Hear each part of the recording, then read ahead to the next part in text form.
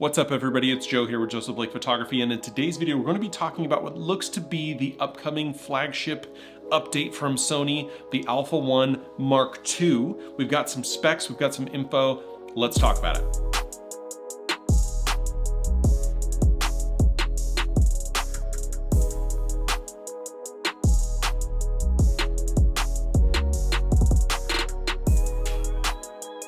Hey everybody, I'm Joe. I'm a portrait and landscape photographer here in Las Vegas, Nevada. This is my channel, Joseph Blake Photography, where we talk about tech and news and gear and reviews and how-tos and all the things that content creators use, whether it's here on YouTube, other places in social media, if you're delivering to clients, if you're just shooting for your friends and family. On this channel, we talk about the tech and the methods that we use that tech, the how-tos and all the info to get that stuff done.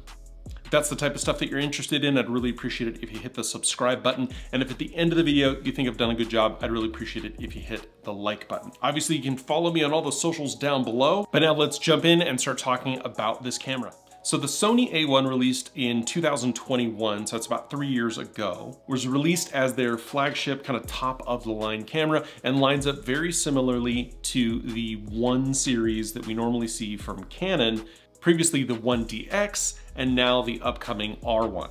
So unlike a camera like the R5 or the A9, or other cameras that are considered kind of the jack of all trades but master of none, this camera is designed to absolutely be the master of high-speed autofocus shooting with some phenomenal video features as well. Now, Sony goes a slightly different direction than, say, Canon does by going with the high resolution, high megapixel. And that has been a choice that at the high end, a lot of consumers and professionals have preferred and have been going to Sony for that same reason. The Sony A1 is a phenomenal camera. It is fast. The autofocus is great. The dynamic range is, to be quite honest, top of the line. It is even better than the most recent releases from Canon.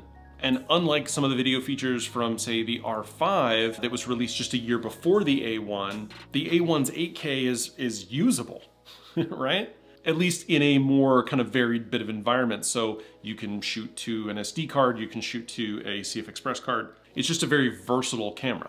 So now we come to what the update to this camera would be. So if you're Sony, what would you do? And to be quite honest, I am not super surprised, except in one instance that they're going, it seems, the direction that they're going, which is effectively just to do a bit of an update to the camera, but many of the things that we saw in the 2021 release will remain the same, specifically that 50 megapixel sensor. Now, what we don't know is if they'll be doing any tweaks to the sensor or adding any capabilities to it, but what we do know about the 50 megapixel sensor out of the A1 is that the rolling shutter was minimal, the dynamic range was amazing, and the resolution was best in class. So the fact that Sony might be reusing this sensor and pairing it with other new technologies is honestly not a surprise and not uncharacteristic. So if we just assume everything about the 50 megapixel sensor that's currently available in the market, and we add in these additional features and specifications, I think you find yourself with an exceptionally well-rounded camera. One of the big items that they are rumored to be adding is an AI chip.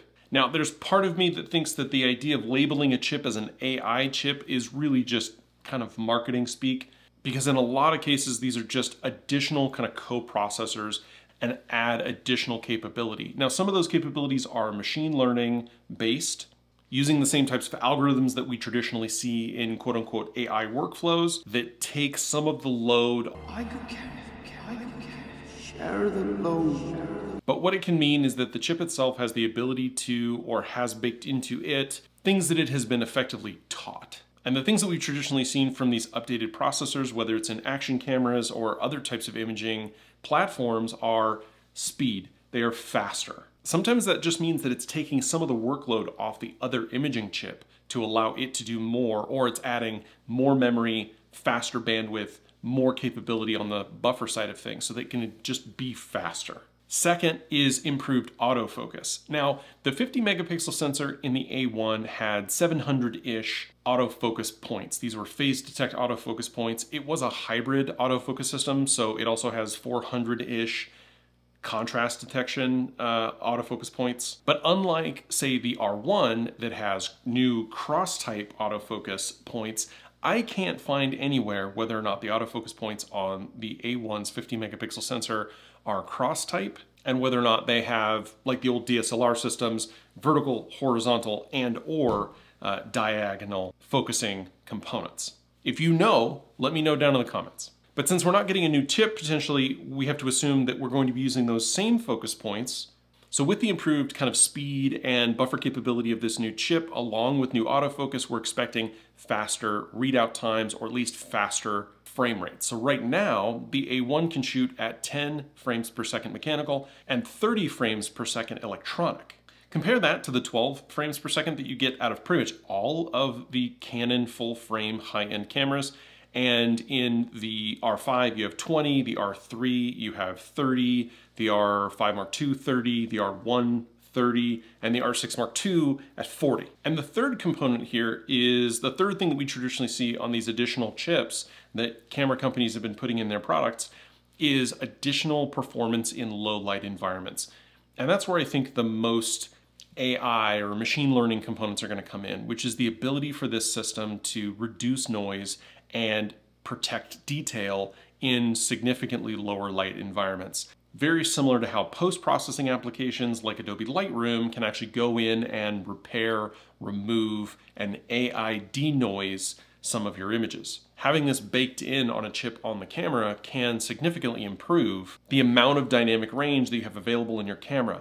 And considering the fact that the A1's 50 megapixel sensor had 13 plus stops of dynamic range, the assumption is that adding in this additional low light capability, which I'm just going to assume is going to be there, we will probably see not only significant improvements over the A1, but I would say honestly best in class low light performance, which the A1 kind of already had, especially when it came to video. Sony is phenomenal at dynamic range and at keeping noise at a minimum, which then answers the question, why not go with a new sensor? Because I don't think going with higher megapixels, I don't think going from 50 to 60 or 65, I don't think that's really going to do it for this camera. That wouldn't be the top line feature that people would be looking to buy this camera with. And if they went with a global shutter, you're actually going to see a reduction in dynamic range, which is not something that Sony wants to do generation to generation.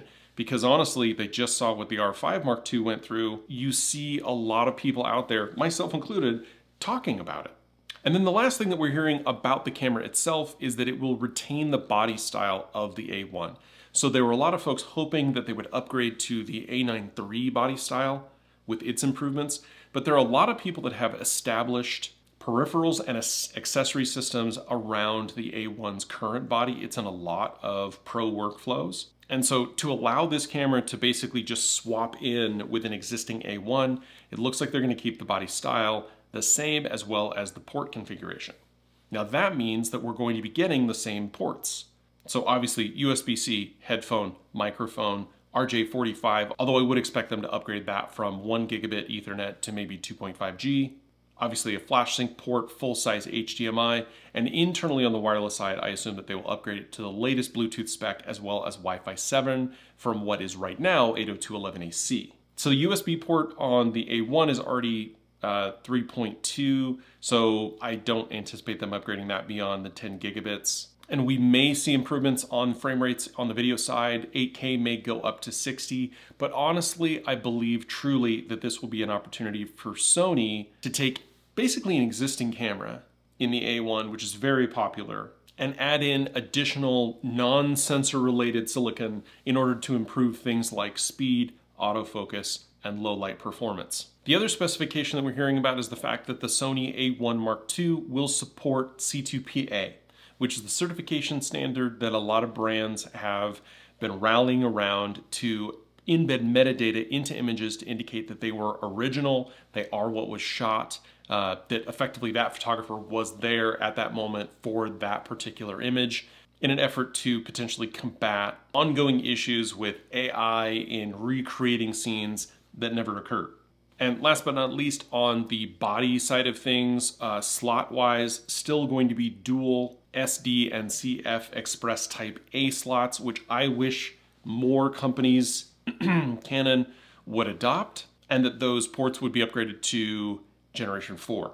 So this is what I would consider a relatively conservative release, but to be quite honest, there wasn't a whole lot that they needed to do to this camera. A tried and true tested sensor, a camera body that a lot of people have well integrated into their professional workflows, with improvements from modern silicon to make things just a little bit better, and a few spec updates along the way. So let me know down in the comments if you are someone who is currently in the market for an A1 or has an A1 and is potentially looking at opportunities to upgrade if you've had that camera for a couple of years, or maybe you're an A9 III shooter and you love the camera body and we're really hoping that the A1 Mark II would come out with that improvement. Is that gonna stop you potentially from upgrading? This is a pro camera, right? This is top end. The people who are buying this camera are either the most hardcore of enthusiasts, but most of these are going to be working pros. So let me know if that's you and if this camera sounds like it is the next step on this journey for Sony at the top end. As we get more information, I will let you know as soon as I'm able to put it together, and we'll continue comparing this information against what we currently have in the market, what's available, and see how it stacks up to things like Nikon and Canon. If that's the kind of thing that you're into, I'd really appreciate it if you hit the subscribe button. And like I said in the beginning of the video, if this information was helpful to you, I would really appreciate it if you hit the like button. That tells the algorithm that I'm doing all the right things. At the same time, you can find me over on social media, especially over at my Instagram page, where I am rebuilding after my account was hacked. I just recently posted what I think is honestly my prettiest video to date, which is my photo trip to Lake Tahoe, and you can see that here. And if you want to go ahead and subscribe to the channel, as always, you can click here. Thank you so much for watching, and I will see you in the next one. Thanks.